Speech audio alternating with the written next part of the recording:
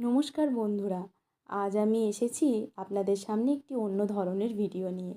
আমাকে আপনারা অল্প বিস্তর অনেকেই চেনেন একজন নৃত্যশিল্পী হিসেবে।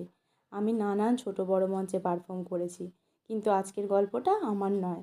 আজকের গল্প আমার ছোট্ট ছোট্ট নৃত্যশিল্পীরা প্রথমবার এত বড় মঞ্চে পারফর্ম করার সুযোগ পেয়েছিল, তাও আবার ইন্টারন্যাশনাল ডান্স ডের মতো দিনে।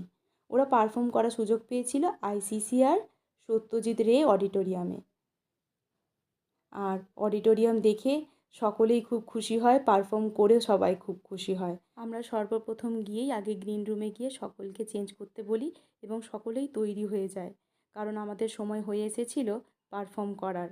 আর সকলেই তৈরি হয়ে একদম রেডি হয়ে যায় মঞ্চে ওঠার জন্য। যে এরপরে অনুষ্ঠান আরম্ভ আমরা হয়। 29শে এপ্রিলের মতো তারিখ, বিশ্ব নৃত্য দিবসের মতো তারিখ আইসিসিআর অডিটোরিয়াম মেইন